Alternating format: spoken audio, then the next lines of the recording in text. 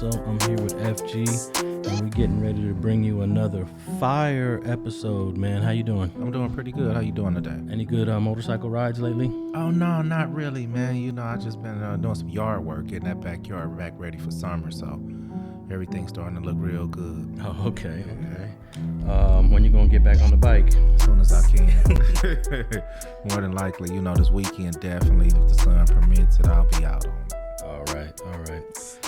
Let's start off with a fact check from episode 12. I made a huge mistake when I said that we were talking about what is that crazy drug called now? Fentanyl. Fentanyl. We were talking about fentanyl, and I mentioned there's white dudes getting stretched out. And how's that sound? Yeah, pretty good. There's some white dudes getting stretched out, and I said this white dude got like 30 years for supplying Mac Miller, the rapper. He actually got 11 years. Oh, okay. He didn't get 30 years. His name was Ryan Michael Rivas, 39 years old, federal court.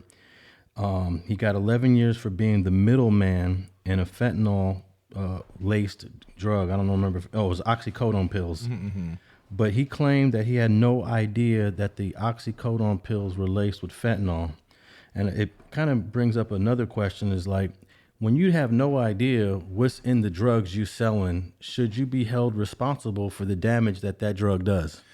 I believe technically not. And I'm going to say that because, you know, like you say, he was playing middleman. And in the drug game, you get drugs from one person, you go sell them to another person. That's just how the drug game works. It ain't your responsibility to know what's in it. No, right? exactly. Especially in an oxycodone, that's a pill. You know what I mean? I mean, if it was something more you could see better, like maybe cocaine, and you probably wouldn't even know that it was in there. You know what I mean? So I believe that was excessive, to be honest with you. Well, he got 11 years in the feds, which means he's going to do almost 10, 9 3/4 on an 11-year sentence. For selling how much oxy? I mean, it seemed like it was only a few pills, maybe. Well, it only takes one pill to OD on fentanyl. I mean, you're right, but I mean, are they charging him with what are they actually charging him with? He was charged with supplying the drug to Mac Miller that caused his death. He didn't get charged with murder or anything like that. Right. But he did get supplied for supplying him the drug that caused his death. And he said, look, I didn't know it was laced in fentanyl. And I think he was telling the truth. You know, I believe he was. He's like, hey, I'm a middleman. I buy pills. I sell pills. But how do I know that this batch had fentanyl in it? Well, that's the thing about it. How do you go about convicting a man of something? Because if he didn't die, say if he just would have OD'd and they'd been okay, you wouldn't have gave him 11 years for that. He would got nothing. What I mean? Exactly. Yeah, you know what I mean? I mean, it wasn't enough drugs technically, to convict him on a whole lot. So to give him 11 years on something he didn't know and the man died now, back in the day, what if he took too many? I mean, how do you put this on this man? Maybe he was only supposed to take one and he would have been alive and he took two. I mean, my point is I just really think that was over the top that they gave him. But I also know that they set an example for anybody that's messing with fentanyl. So I do get that part. They shutting them down, and they trying to deter them because there's just so many deaths off fentanyl right now. Yeah, it is out of control. But, the average person is going to be saying, well, don't sell drugs in the first place, And I understand that's the message we want to give people, don't sell drugs in the first place. But I'm dealing with the realities that we do have. There is a market for people to get high. No doubt. And as long as that market exists for people who want to get high, there's going to be somebody to supply that person their high.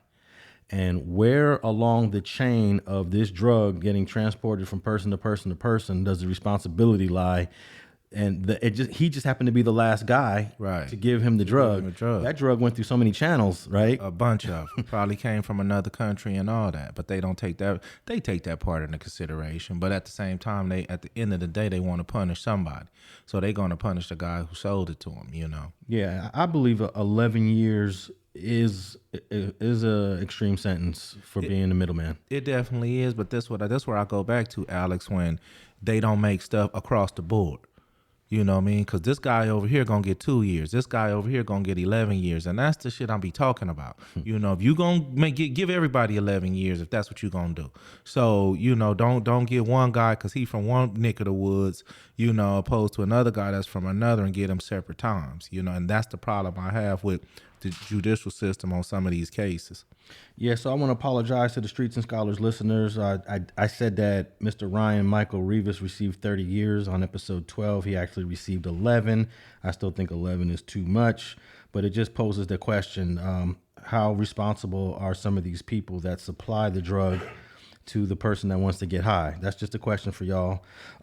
Another fact check, and I'm not sure if I'm completely wrong on this, but Miko Worldwide, we got to talk about Miko Worldwide for a second. He was the subject of episode 12, and I said he pled guilty to sexual assault. They took the forced sodomy off the table in his Alford plea. He may have actually just pled guilty to aggravated assault. They may have brought it down to aggravated assault, not sexual assault. But I asked this dude because he came on the channel. He came and watched the video, and he been ranting and raving about how innocent he is. I said, send me your Alford plea. The guy emailed me. I emailed him back. Send me your Alford plea. I'll retract anything I said that was incorrect. If I made a mistake, I'll fix it. He just started hitting comments. I don't know if you saw all these comments, but he was hitting comment after comment after comment, and I wasn't going to let him get away with it. So I responded to him, send me your plea, send me your plea. He eventually came back to the channel and deleted all his comments. They're gone. They're all gone. I screenshot them though. But he may have been guilty. I mean, he may have pled guilty to just aggravated assault, not sexual assault. The two charges were forced sodomy, sexual assault against the 16, 17-year-old. But I'm not 100% sure what he pled to. What the plea exactly was. Okay. But it might have been just an aggravated assault, which stemmed from this forced sodomy arrest. But he originally was arrested for the forced sodomy and the sexual assault. Correct. Those were the two original charges. Okay. And he fled Georgia when he knew that there was a warrant for his arrest for those two charges. Yes, he did. Yeah, and he went out of the country, and he was living his best life in the Dominican Republic. And he got caught and extradited, didn't he? He got arrested in Colombia, actually, and they extradited him back to Georgia, and he sat in there for a year plus. So a lot of us still don't know what happened, but I'll also add this. In one of the documents, court documents, it said that Miko Worldwide met this dude, the victim, on a website that's geared towards gay guys. And they ended up in a hotel, and they did whatever they did. Right, something happened. And the next day, the victim's mom took him to the hospital, and because he was bleeding from his anal, he was anal bleeding, and he told his mom what happened, and then that's how Miko Worldwide and another guy got arrested. Oh, okay. So I'm not 100% sure, but I think he just pled guilty to aggravated assault. So. Okay. It might not have been a sexual assault, but that's the Miko Worldwide. But does it change it a little bit for you if his guilty plea was just aggravated assault that stemmed from a forced sodomy case? It don't change it for me, just based on a couple of reasons. I've been in a lot of courtrooms, so I do know that I want to go in there and try to get the best deal I could possibly get. Yeah. So I understand that sometimes, in order for them to not go to trial and spend that money to go trial, depending on what kind of lawyer you got, depending on what kind of connections your family have, you can't walk out of there with a different charge than you was actually arrested for. It doesn't mean that it's not true. It's just what it means is, and I'm not accusing him at all. I'm just saying it doesn't mean that it's not true. It just we came to these agreements that we're going to just take this conviction right here and let you roll with it, So at the end of the day, I do believe that it's some truth to some kind of sexual thing that happened. I won't call it a crime or nothing like that, but at the end of the day, him and the other guy only know the real truth. Yeah, man. This is interesting. This is an interesting case. I'd love to get my hands on that Alford plea. And I actually got a couple people that hit me up that said that they're gonna work on it and get it for me. Okay. I don't have to fly out there to Fulton County, Mr. Miko, because I'm gonna get your Alford plea and we're gonna talk about it since you want to come on my page and bang on me. Didn't he try to bang? He banged on yo. Yeah. He called us a couple names, but hey, Yeah, but when someone does all that banging and then they go back and then delete everything, that just lets you know that they don't feel confident in what they were saying. Well, he shouldn't have came in anyway. You know what I mean? We try to speak facts as much as we can. We try to use the terms allegedly. You know what I mean? But we can discuss what we want to discuss, especially if it's out in the open on the internet and stuff like that. I mean, what it's the internet can have it, but we can't discuss it. I mean, Yeah, that makes no sense. That's how people try to make it seem like, you know. So. Yeah, I put the victim's name in. His name is Bryson Orr. I put his photo on there. He's on the internet. His picture's on the internet. His photo's on the internet, but we're not supposed to mention him. Talk about him. Hey, I'm gonna do what I'm gonna do, and I'm not done talking about this case either. I'm offended that he came into the page, and for the listeners right now on your podcast app that are wondering what we're talking about, it's a YouTube video clip of episode 12 that we put on the Street TV YouTube channel, and these the comments were on that video. So unfortunately, he came back to the channel and deleted all the videos. So I guess he wasn't really feeling good about what he was saying. Hey, you know, it happens. All right. From episode 13, a little fact check there. We talked about Rene Boxer Enriquez. It was 1989 that Cynthia Galvadon was that he murdered her. I mentioned 1990, but it was actually 89. So that made him 1 year younger.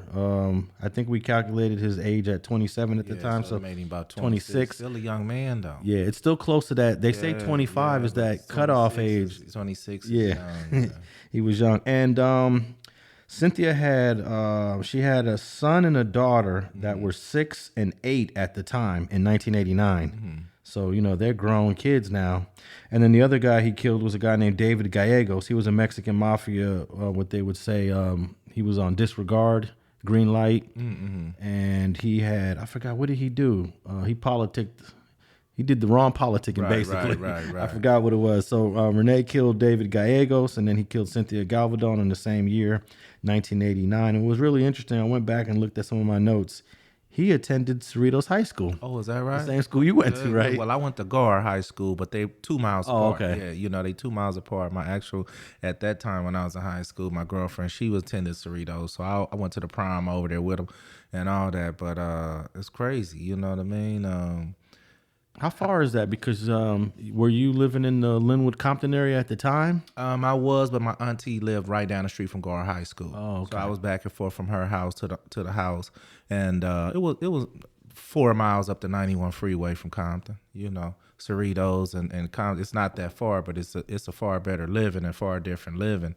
That's why I was surprised that they had gangs like they did in Cerritos.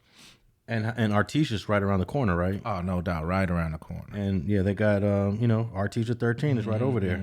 Are there actual gangs in Cerritos? Oh, no doubt. You got the Chivas, you got the Arta 13, you got a few of them, you know, and they rocking and rolling. Yeah. Okay. Well, apologize for 1 year off on the Cynthia Galvadon murder. That was 1989. And by the end of the month, May, or the beginning of July, Governor Gavin Newsom will make a decision on whether or not Rene Boxer Enriquez will be released. But I'm going to go out right now. I thought about this a little bit more.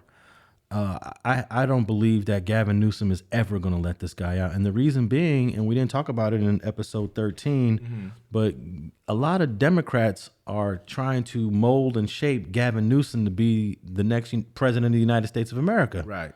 And if I could see that. And he's thinking about presidency. He ain't thinking about governor. He's thinking about presidency. No doubt. So what's the chances of him signing off on a guy as high profile as Rene Boxer Enriquez? You know what? I believe in order for him to be safe, that would be the safe thing to do. But at the same time, you know, is it the right thing to do? You know, he had to go do the right thing. And if the parole said he's ready to come home, you know, he fulfilled his obligations, then why shouldn't you let him come home? You know, some of these guys, we know lifers that then came home. Model citizens after they done did all that time, you know, who want to come home and go back. So I believe he'll get out and do great. It's just at the same time, I just hope he don't get caught in the political aspects, like you say, of Governor Newsom, what he trying to do, even though he still got Antonio Villarreguera trying to get into that presidential spot too. So he gonna have a little fight on his hand. Oh, Antonio Villarreguera has no chance. You don't think so? No, he got no chance. Okay. But I think that Gavin Newsom, I think he's overthinking it. I think he's thinking this is a risky move for me to make, to let this former Mexican mafia, 2-time convicted murderer, and then, you know, countless other crimes that he's been involved in. I think he's thinking it's too risky for me, but I don't think he has anything to worry about if he decided to let him out. You know, I don't either. I see, like I said, I see a lot of lifers coming home, man, and they just, you know, they different people. You got to think the guy was 26 years old, man, when most of this stuff happened, and that was a lifetime ago. You know, so I mean, I guarantee that the mindset can be different. You know what I mean? And like you say, you know, at the age he is now, man, he probably just be happy to go somewhere and sit down and finish out the rest of his years in peace. yeah, he's pushing 60 years old, but politics gets involved in these processes. What do you think about that? Oh, man. I'm not talking about street politics. No, I'm talking about political, real politics. Yeah. Man, you just don't know how much backstage stuff go on where somebody might want to do stuff, but the politics in it, just don't let them do it. You know, they got seats they got to run. They got favors that they got to handle for other, you know, congressmen and politicians, and it gets deep. You know, sometimes a favor for a favor, you know, and I don't know how much pull a boxer got, but hey, he may have somebody up there that goes nudge him and say, man, we need this one, you know. Now, how often do you think a prisoner can trick a parole board, fool them? Because they have approved his release now 6 times since 2014. Some people leave comments and say, oh, Renee, you can't trust him. He's fooling everybody. He's fooling the parole board. But I don't think the parole board is easily fooled. I don't either. These are professionals. These guys, they didn't see many of these people come through. They seen many of lies and they heard them all. And sometimes what people don't want to believe is that people can change. That's the sad part about it, is once you get labeled as something, people expect you to be that forever, and we all get at some point, you know, I'm always going to be a felon, you know. And when people hear that, they don't care what I do in life today or what I, you know what I mean, how much time I served to pay my debt to society. They don't care about that, you know. So I don't believe he could fool the parole board 6 times, 4 or 5 times, and not be sincere about what he's talking about. Not to mention, you got to realize that these people listen to phone calls, they read mail, they do, you know, they do a lot of stuff before they just let you out. Yeah. You know, so I believe he ready. So this is purely a political decision on Gavin Newsom's part, playing it safe. No doubt. If he deny him, I believe it's going to be just physically on purely, I mean, on politics. Yeah, I believe he's going to deny him again. I guess we'll find out in the next couple of weeks. But I believe that Renee could actually try to appeal Gavin Newsom's decision. So, because this will be the 6th time, and at some point, as an inmate, how frustrating can it be? The CDC says I can go home 6 times, and the governor keeps telling me no. You know, you're right, you know, but unfortunately, sometimes the political aspects that these people have, and other agendas, you know, so, you know, you never know which way it's going to swing. Okay, now let's give a couple of updates, man. Our favorite former UFC fighter, he was denied bail by a judge. I keep on messing up her name. Yeah, I did too. Shalana. Is that how it's Shalana? It's Shalana, and you know what? Shalana is a black woman. No doubt. And she denied him bail. Yeah, man, and I was, you know, like you say, that's become our favorite UFC fighter, Cain Velasquez, for anybody that don't know who we talking about. And I believe he at least should have been obtained a bail, even if it was a high one. You know, but where I'm still stuck at, man, is you let this just chomo out with no cash bond. Let him out on his own recognizance with an ankle monitor.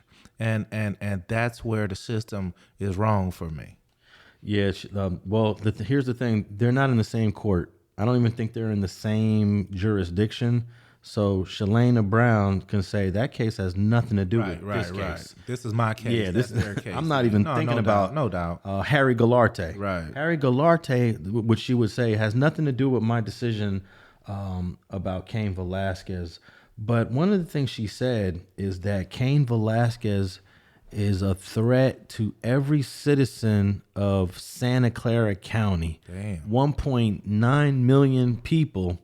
And this man who was just targeting another man, Right. all of a sudden is a threat to the entire county of Santa Clara. Now that I don't buy at all. He was, going to get his man, and you can't say that he's a threat to the whole county, but I was also reading that he may have some go back, some issues from all those concussions when he was doing all that UFC fighting, as far as, they may be trying to throw it. I don't know if they're trying to use it for the good or the bad, but I know I read that he was having, due to a lot of the concussions that he had, he did have some brain situations that they were talking about, so I don't know if the defense is saying he should be let out just based on, those situations, or the prosecutor are trying to say, he's not right, but no, he went to go get his man, and I believe he deserved a bail on that. Didn't even kill the guy. Yeah, his attorney Mark Garagos is going to perhaps use that CTE defense,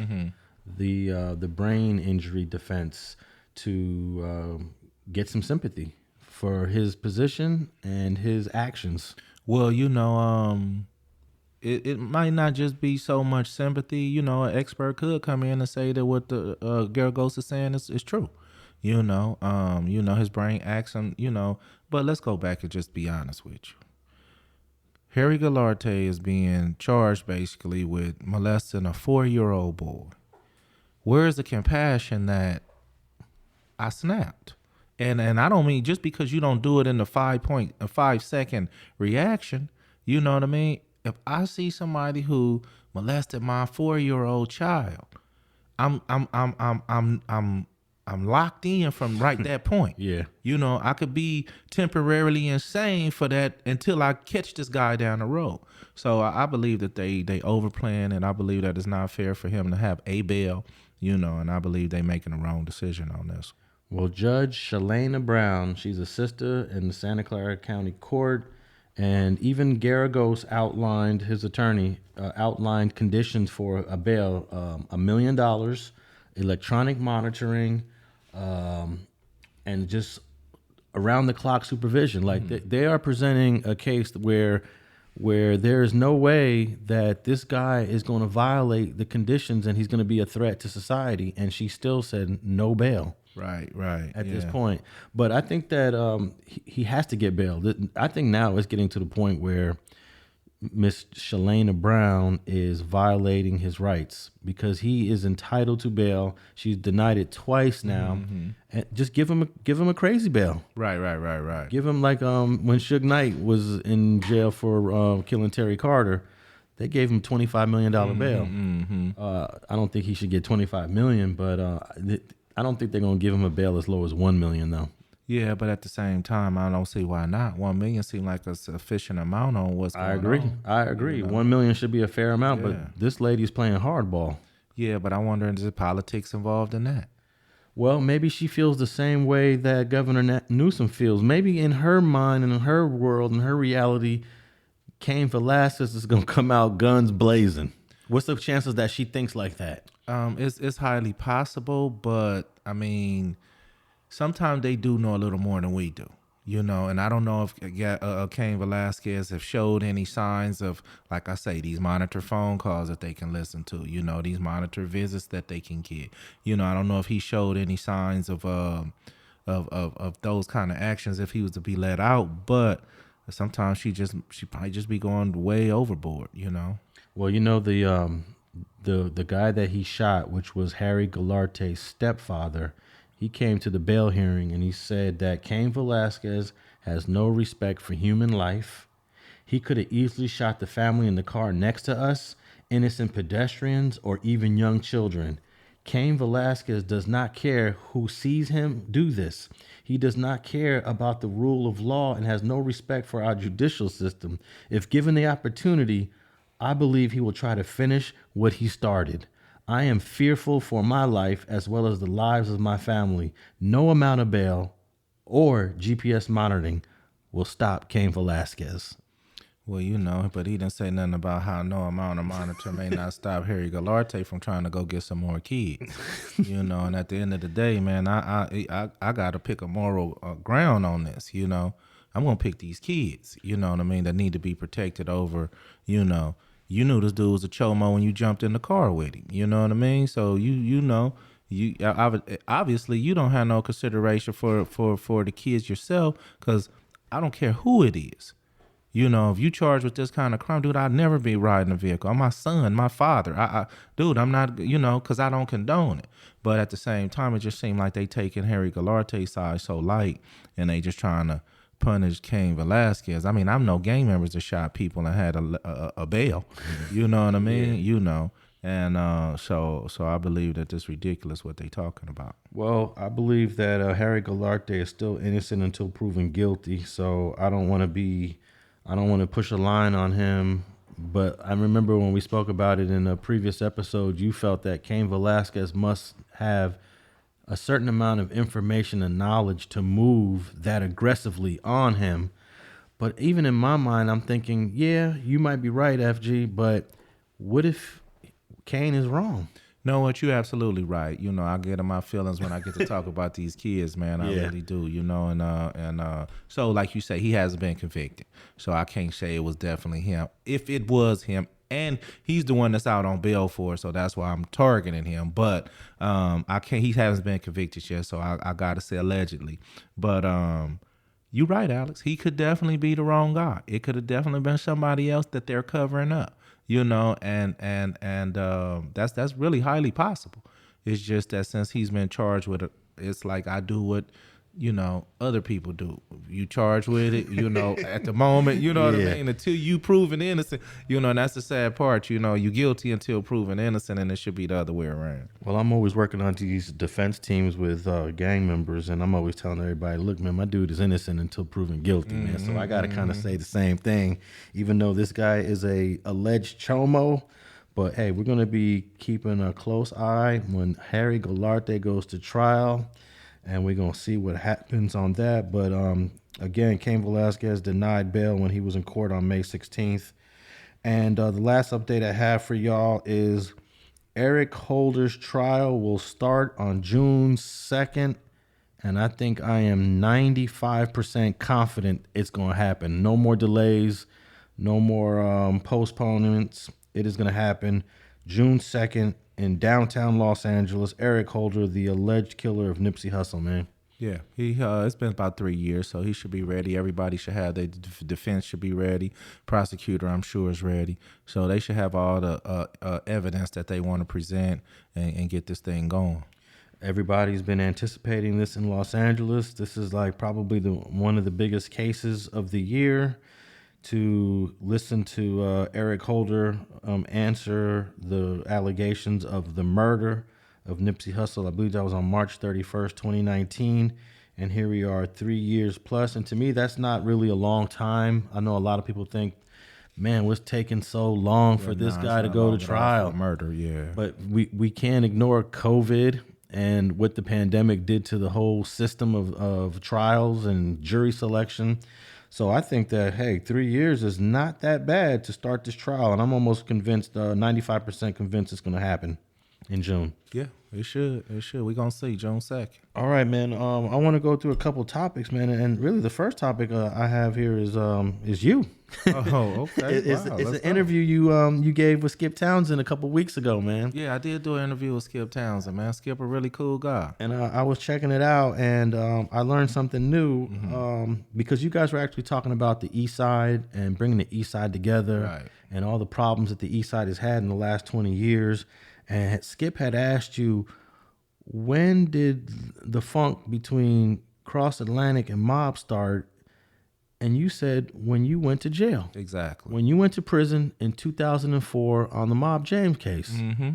And I was saying to myself, wow, that's deep to me, because you were saying you were the man that could pretty much extinguish anything that was popping up. Any fire over there at that time. You were the extinguisher at the time. Doubt, you know. And by you being removed over there wasn't anyone to fill your shoes? There wasn't nobody to fill the shoes. Shitty Mike was gone, you know. Everybody not leaders, you know what I mean? And there's some guys that could be rowdy, or some guys that can do certain things, but you got to be a leader, and you got to care about your homies, and you got to care about the other homies on the other side. So at the time, you know, I was always the one that's going to put out any fire that was going on. We was going to go handle it, fist to fist or something, or we gonna just talk about it and let it be, you know. But it wasn't nobody over there to do that. So when you don't have that guidance over there, and it's crazy how you have grown men, but you don't have that guidance or you don't have that leadership in order to extinguish a fire and it get out of hand, because you got egos involved. And once it get out of hand just a little bit, man, you know, it explodes.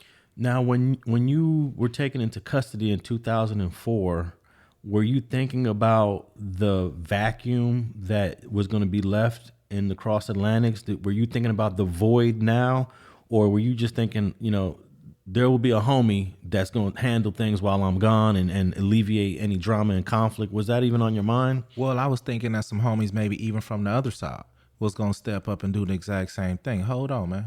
This, because it starts off small.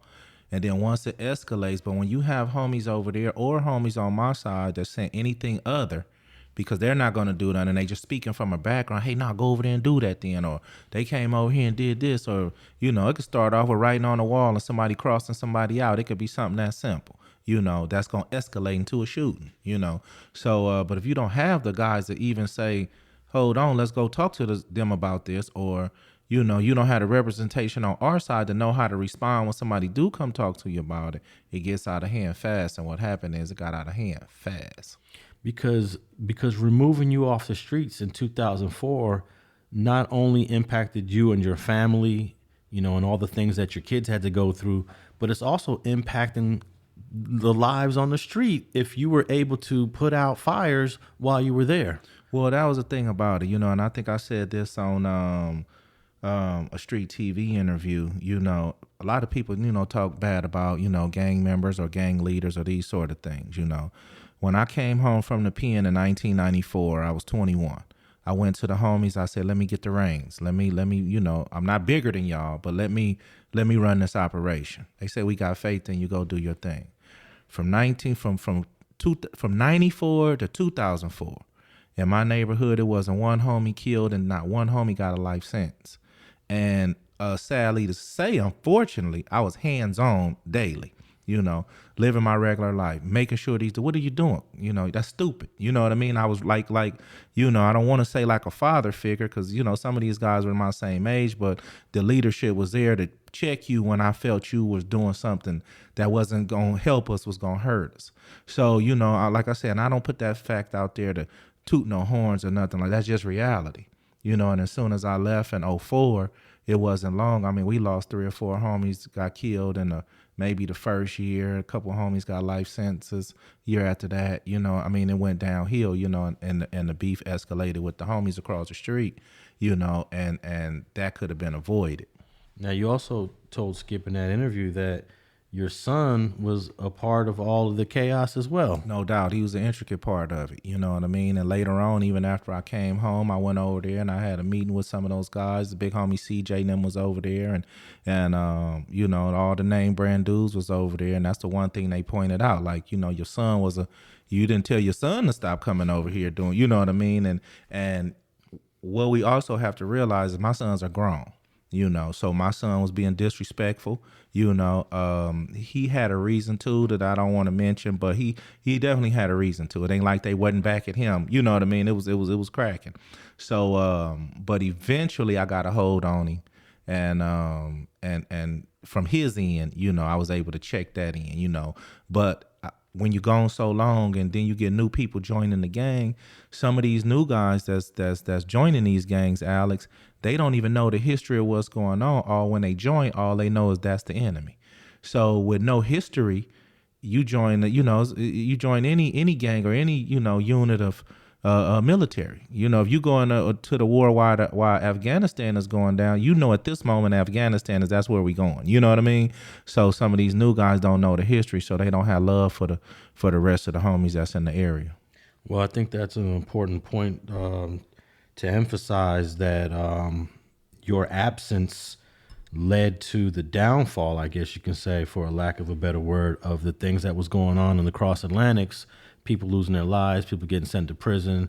So the impact of you going to prison was, I guess, multi-layered. It was multi-layered, and the thing about it, like I say, you know, when regular people hear gang activity, they don't care. They're gonna negate anything you try to say about it. But at the same time, when you out here trying to save lives and trying to keep the peace, that's a lot, you know, because it's the police not trying to do it.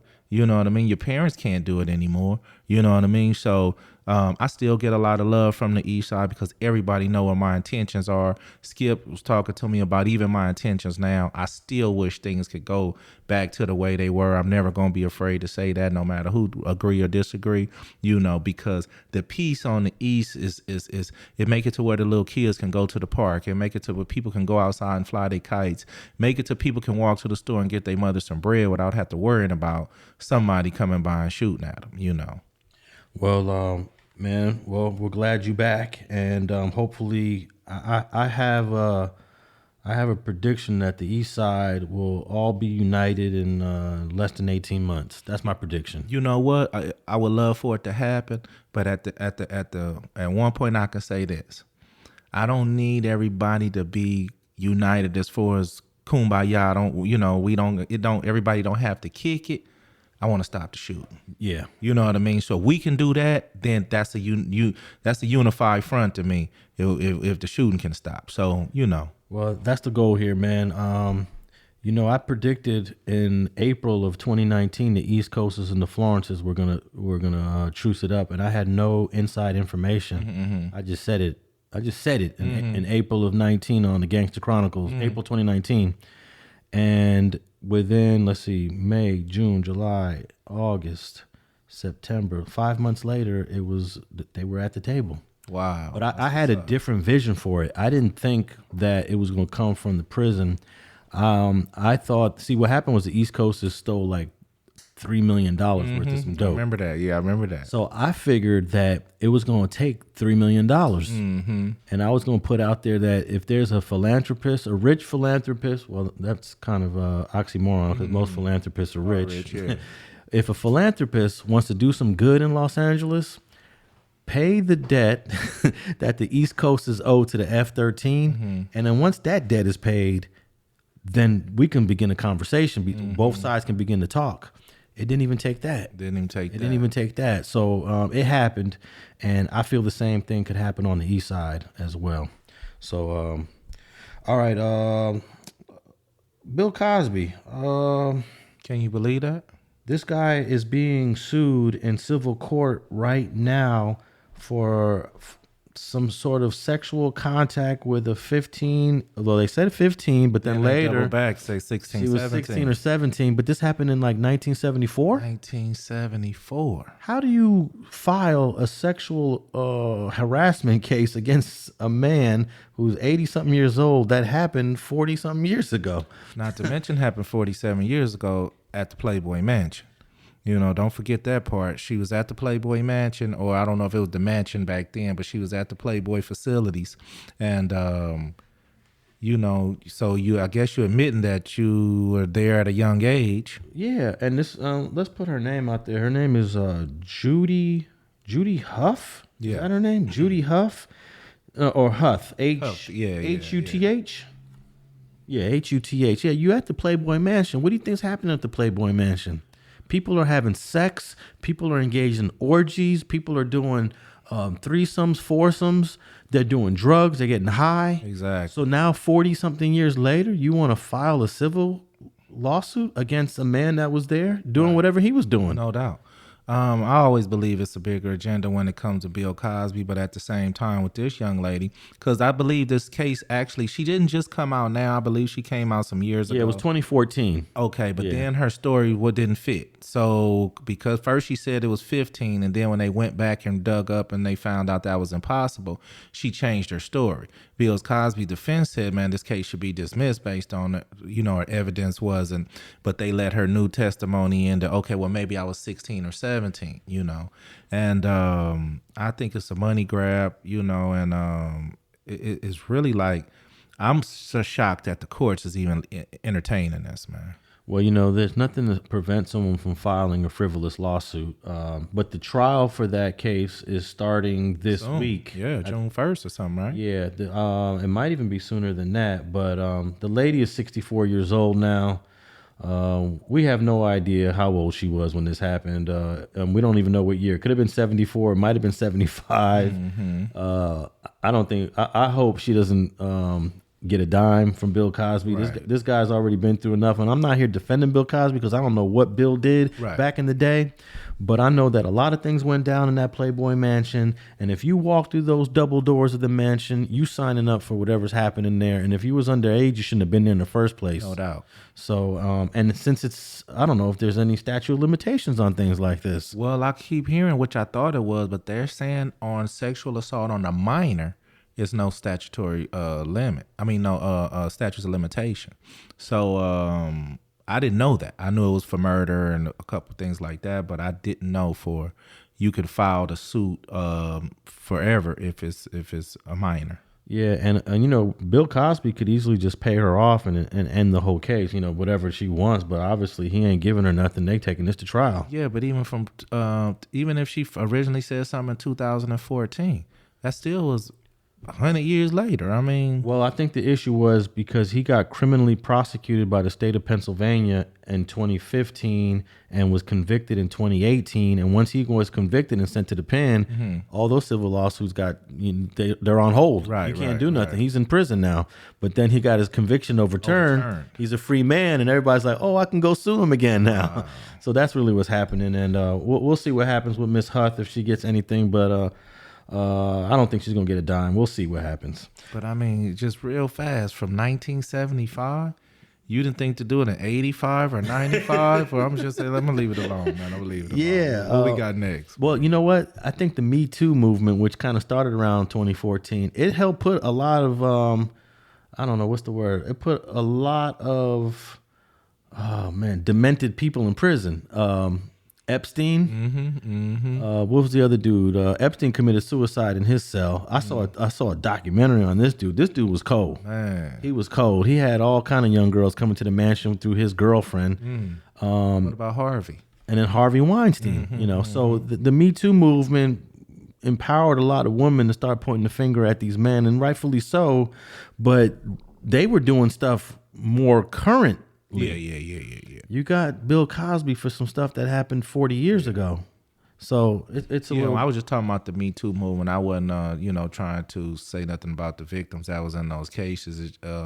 It's just that with all of them, one came forward and then 10 came forward, you know, and I just like, why nobody, I guess maybe they were scared or maybe felt he was too powerful, or, you know, talking about Harvey and some of the other guys, but this one right here, like you say, 1975 or 74. Yeah, that's a little. Well, it's happening, and right. He will be in trial next week. So the trial will be happening here in Los Angeles. And lastly, man, this Young Thug indictment, man, Jeffrey Williams. He's actually denied bail too, surprisingly. This young Thug indictment is really interesting because I have never seen it. I've read many indictments. Literally, I've read hundreds of indictments. I've read federal indictments, federal RICO indictments. I've read state cases. I've worked on over 610 or 620 cases. I have never read a case that a majority of the overt acts are photographs and lyrics from music. Yeah. There's about 180 overt acts that they've outlined, and I haven't counted them all. I think I actually want to take the time and count them, but I'm going to say half of these acts are photographs that they posted on Instagram and lyrics from the music. Yeah, that's wild. I'm just hoping that's not a new tactic that they trying to use and make it stick, and maybe if they get it to stick on these guys, they can get it to stick on everybody that's posting on Instagram. I mean, I don't believe that would be fair, but I believe it's going to be a long, long trial with all of this. There's so many of them. I don't know whose case is separated from what, but when it comes to Young Thug himself, he's definitely going to have to have a great defense attorney team in order to help him sort through this. He's definitely going to need a great defense team, and I'm sure he could afford it. I have the whole 88 pages right here in front of me, and what's interesting about this indictment is that there are over 180 acts. There are actually just 2 murders. There are 2 murders in this whole indictment, and one of the murder is of a 15-year-old that was committed by a 17-year-old on some, young homie type situation. So there's just 2 murders, but everyone is being charged with count 1. Count 1 is just the RICO. So everyone has count 1.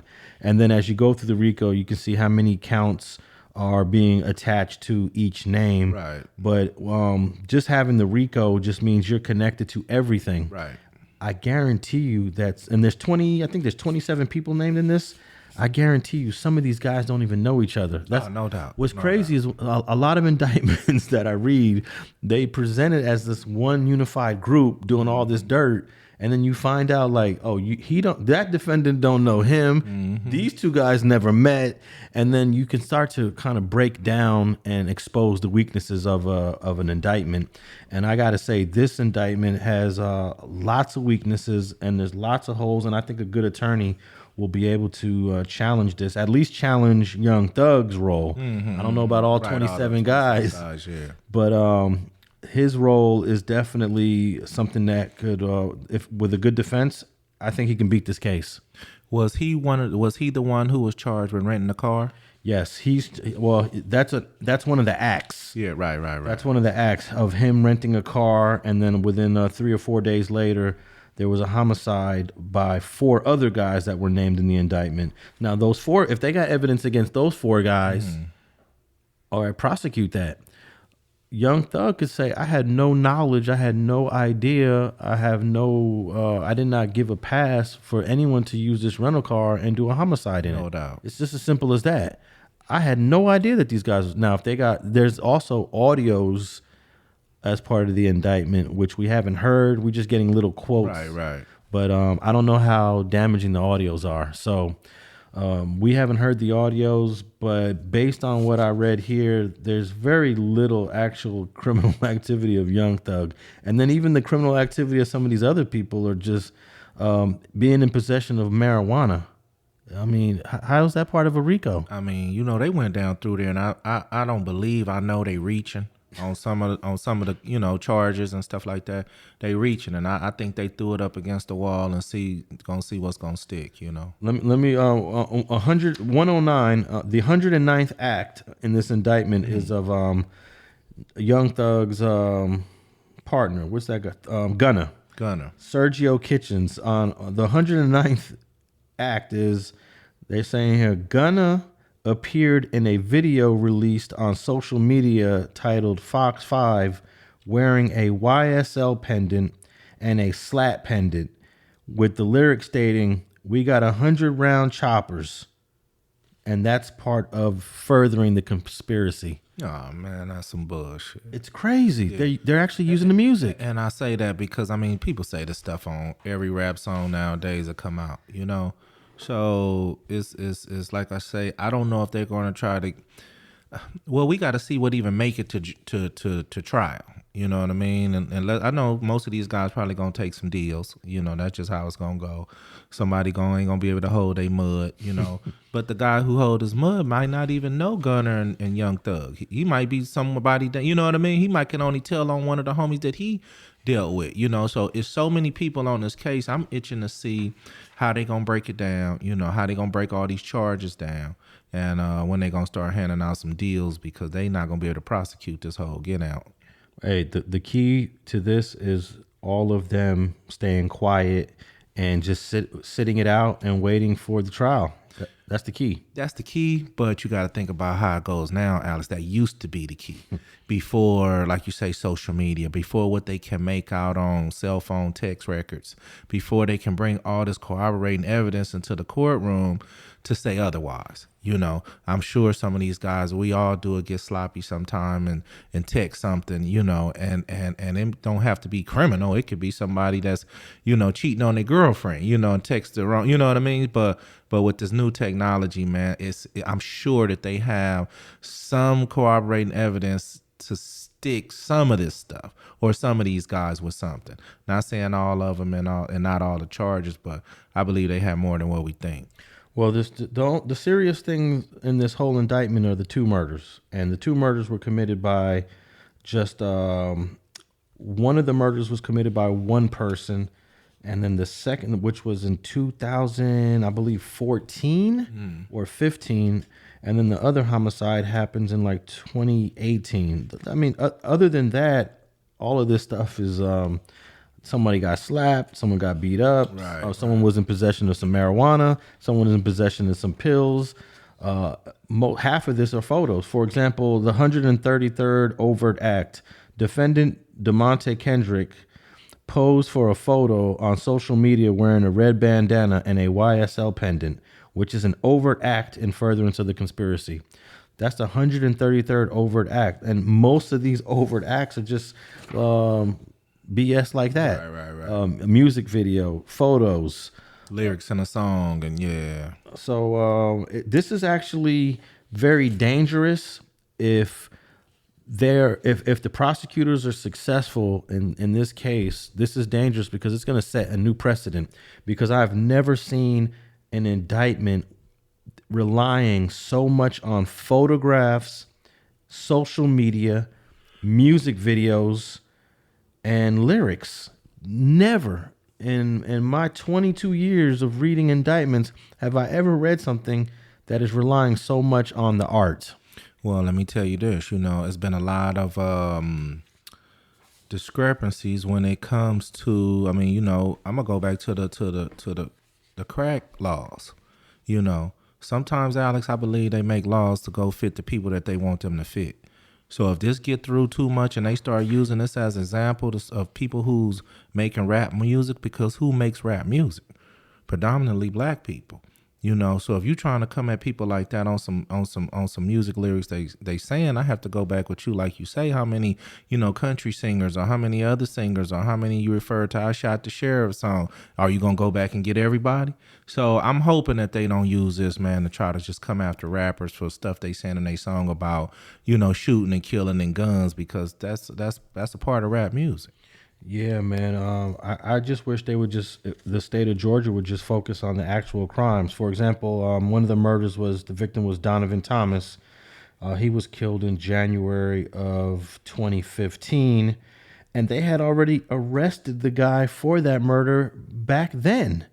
So now he is a part of this indictment. Oh, yeah? Yeah, and so I have a serious question about this, because I think he was prosecuted already for this murder, or he was in jail for it. Maybe he's just been sitting in jail for the last, that would be 7 years. 7 years. Yeah, so I don't know what's the deal, but he was already arrested, and he was charged with the murder of Donovan Thomas in 2015. And I was just looking to see if I had his name here. And what's really bizarre? Birdman from Cash Money, he used to manage Young Thug. And there's a video of Young Thug and Birdman is actually wearing YSL. These are the same things. Now, Birdman is not a part of this indictment, but they're using things like that for this indictment. So I'm thinking they could easily just say Birdman is part of this. They could say Birdman got the YSL and he's managing Young Thug and he's a part of this. Well, you, and they probably can do it.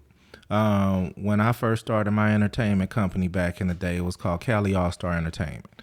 And I went and got my business license, and I'm promoting nightclubs and doing little parties. But I never thought that I would kind of get as big as I was, And at the same time, I'm still in the street. So one of the big homies pulled me to the side and say, I see what you got going. You got Cali All-Star. You got on your business cards. It's fancy, but you got the big old CA for Cali All-Stars. One day if you ever get into something, they can drag you in the courtroom and say that this is, and I'm paying taxes on this company. You know what I mean? What I'm saying, man, you paying taxes on a criminal enterprise. You running a criminal enterprise. And at first I wasn't aware of that, And so I had to, I didn't have to, but I did change it. And in fear of, but I was still in the streets, you know what I mean? So had I was 100% legit at the time, I wouldn't have. But since I was still in the street, I went and changed it. They can go down there and say that this enterprise is a gang. I believe that part will stick. All these crimes and all these lyrics may not, But if you guys are gang banging and representing it, and they can prove that this is an actual gang, I was from an actual gang that you can prove. You could prove that I was a member. I had been to prison, and documented as one. So it's a possibility, but being from a gang is not a crime in itself. So we're gonna see how much they gonna drag this YSL in the mud and see what they can get to stick on some of these charges. Well, they're saying that YSL has been a gang. It started in 2012. That would mean that Young Thug was 21 years old. He was 21 years old in 2012, and his career had already started 2 years before. So basically, they're saying 2 years into his career, and 2 years into his career, he had already a couple of mixtapes and albums out, and by the time he's 21, he decides he wants to be a gang member. See, I think you could poke holes in this YSL as a gang theory. I believe that, because I feel it's a music entity with some guys that was doing maybe a little bit of this and a little bit of that along the way. Right, but just because those guys were doing a little bit of this and a little bit of that, don't mean the guys who was doing those things were actually either group members. Because it sounds like I'm contradicting myself, but I'm not. I see how they're going to try to bring this in as a gang, but at the same time, you're still going to need the background and the certain situations to label them as one. So because you can't just label a group as a gang. Cool in the gang, you couldn't label them as a gang. You know what I mean? Even though they call themselves a gang, or I'm sure most rap labels, run around. They go to Vegas. They spend money. They get the girls. They hang. They fight if they ever get into a fight at the mall. They fight. I mean, things that just happen, but that don't technically mean they're a gang. But when you talking about most of these states, now you down in Georgia, they're going to try to make this seem like the biggest gang ever came out of Georgia. Yeah, they're saying that this YSL is affiliated. In the indictment, it says it's affiliated with the National Bloods. Yeah. I'm like, what does that mean, National Bloods? Right. That doesn't even make sense. That you can't even define that. I don't think there's a such entity as the National Bloods. But then they also said some of the members are a part of a gang called Sex Money Murder, which is a separate gang. Sex Money Murder is a gang. I know it's a gang in New Jersey. They have Sex Money Murder. I don't know about in Georgia. But, they also said that the gang has symbols. YSL has symbols as a gang. And in the indictment, they said they use emoji symbols of the happy face throwing up with the green slime. That's supposed to be a symbol representing a gang. So this is the first time I've ever read an indictment where they're alleging the gang uses emojis as its symbols. Symbols, yeah. Have you ever heard any shit like this? Never. No, never. This is a unique case, and that's why I'm saying I don't want to see this be successful. If somebody guilty or something, hey, but I don't want to see this successful on a gang front. Because these guys are all from the same entity or even the same neighborhood or from the same label. I don't want to see them start just taking everybody and saying, okay, you guys are a gang. You're hitting them with the RICO and being successful with them. That's what I don't want to see. If somebody committed a crime and they're going there individually charge them for these crimes, if a RICO actually was. Now, I may be a little fuzzy on actually what a RICO is. Can you redefine? Well, the RICO is an entity, group, or organization that is conspiring to promote its group through violent and criminal acts. So in this particular one, they're alleging 5 things that's part of the conspiracy. One is enhancing or growing or preserving the power of YSL. They're saying that's one of the goals of the members, to make YSL powerful, and so that they can go out there and push lines on people. The second thing is that they use messages, images, music to enhance and show violence that they can commit to intimidate others. So this is kind of unique. They're using messages. I don't know what do they mean by messages. I guess sending text to people, images, and music to enhance the reputation of the gang. The third thing is that maintaining weapons, and then obtaining money through unlawful sale of drugs. And then the fifth thing is they're alleging that attacking police and threatening witnesses. So that's the racketeering conspiracy, those 5 things. And through the 190, I believe, overt acts, the government of Georgia is going to try to prove this entire conspiracy, and I don't think they can. I really don't. And then the second part of the indictment is establishing YSL as an enterprise or a gang. In the indictment, they use the word enterprise, but basically they're saying it's a gang. And they give you the history. I think saying that it started in 2012 when all these guys were in their 20s is an issue for me, because we all know that, you know, when you get active with a gang, it starts at a very young age, 13, 14, 15 years old. You don't got guys 21 on average joining or starting gangs. You know, that's very Typically not. No, not at all. no. Everybody's a teenager when you get into this stuff. So that they're saying that's the case in this situation, and I think there's a lot of weaknesses in it, but we'll see. I'm sure all of these dudes are sweating bullets right now, though. No doubt, no doubt. Not to mention, you know, like you say, Young Thug can't get a bail. You know, these guys go from riches, man, to living in luxury to, you know, sitting in a cell. I know that could just be, man, just terrible for him. And the last thing I want to say on this is that one of the prosecutors says, I respect the First Amendment. I respect the right for people to create art. I understand art form is protected by the First Amendment, but he believes that the lyrics in the music of YSL proves that they're a gang. Well, even if they say they are, don't mean that, you know, Cardi B used to get up there all the time, gang, gang. You know what I mean? That don't mean she's in the gang. It just, you know, it's hard, man. You could almost indict every rapper. You can almost indict with that logic, right? We'll go indict Charlie Brown and them too. You know what I mean? Peanuts gang. I mean, if you gon' so yeah, you know. But like I say, I do believe that they may have some corroborating evidence, you know, specifically tied into maybe a few lyrics, not all, maybe a few that they may can. But I really think that whole indictment is a you know, like I say, they throwing it up against the wall, seeing what stick. Yeah, and we didn't really touch on the part of if anybody's going to be a snitch, if they're going to inform.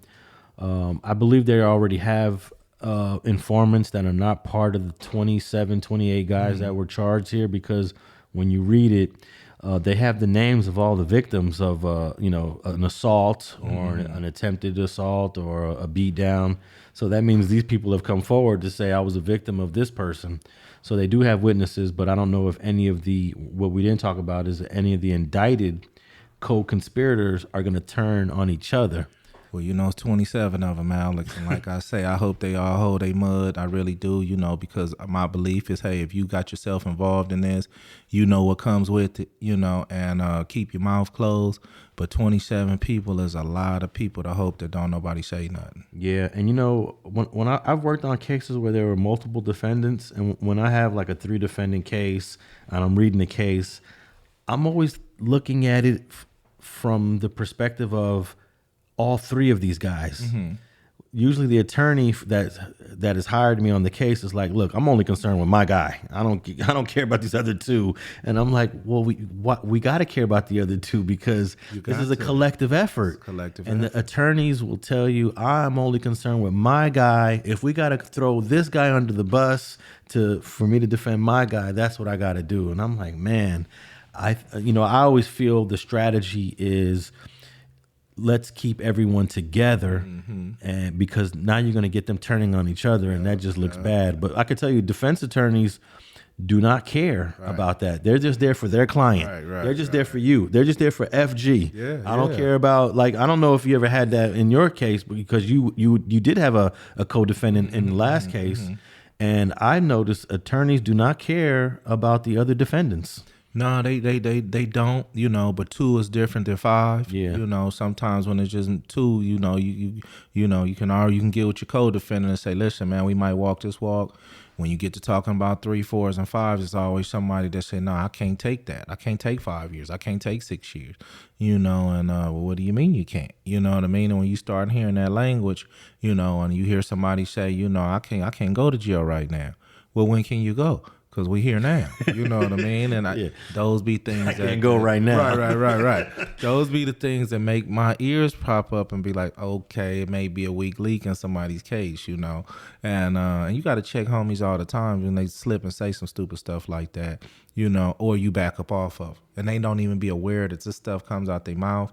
But if you out here committing crimes, dude, you gonna go and them people come get you, you know. So, hey, what do you think about when prosecutors come at a multi-defendant case with package deals? Like, we got a deal here, but it's for everybody. Right. And one of the dudes is like, well, I'm cool with going to trial. Another dude's like, nah, I want to just take this deal and get it over with. So now you got the defendants disagreeing about what's the best plight to take, and you could actually ruin someone's plea deal. No doubt. I've seen it a couple times. You know, I seen the big homies was in one before, and I think the two of the homies was going to get 4 and 5, but they needed the other homie to take 4, and he didn't want to take it because he was like, I'm here, but my evidence ain't, you know. But they were so tight. One of them was his brother, and the other one was the buddy that he grew up on the street with, you know. And we laughed and joked all that time because he say he was in court and they were trying to talk about it. Man, you need to take the 4, man. He was like, The judge was like, everything all right over there? And but he ended up doing it because it was his brother, you know. But how many people don't though? So he did take the package. Yeah, he took the package. But how many people you think that I'm not gonna do that? It can go 2 ways though, Alex, because if the homie looking at 19 and if you take the 6, which I've seen that before, and you don't take it, and the homie can go get a life sentence. You know what I mean? So you got to decide, what kind of homie are you really? Do you want to see your partner in crime get a life sentence over because you don't want to take the 6 years, and back then they doing 50%? You know, now back then 3 years was a long time. Don't get me wrong. You know, still is. I wouldn't want to do it today. But what if the guy that's getting 6 years feels like, I don't even should be doing 1 year on this? I got caught up in your shit. You getting 19, they want to give me 6 when I should be getting like 6 months. Right. So what if he takes that position? Okay, that's why I say this where the flip side come to it or not. This when some of the homies gonna come and be like, what kind of homie is this? Because they don't care. They want loyalty. You know what I mean? And they want you signed up for this shit. You know, and it's a raw deal. You know what I mean? But this what it is. And he gonna catch this depending on how much juice and rank he got or what kind of, but he could get some threats or some. Now, at the end of the day, I've seen it happen and the homies went on and got the life sentence. And over years, people forget about it and stuff like that and be like, well, you know what, homie, you really did that and the little homie really was with you. I've seen that actually happen. And it years and years it was chatter. Yeah, you know what I mean? Like, man, he didn't take that for the homie. But everybody else came and said, no, the homie did that. And he had this little dude with him, so he shouldn't have did no time. You know, so it go both ways. Yeah, man, it's a tough situation, man. I've seen all these things play out in court in different ways, man, and we're just gonna keep our eye on the Young Thug case, man, and we're gonna wrap it up here on another fire episode of Streets and Scholars, episode 15. Holler at FG at FGeneral1 on Instagram, and he's on YouTube at FG Unleashed. Hit me up, Alex Alonso 101 on all social media platforms. If you're listening to us on Spotify, Google, or iHeart, please follow the podcast. And if you're on Apple, leave a message and a review, and I'll get right back to you on the next episode of Streets and Scholars. We out.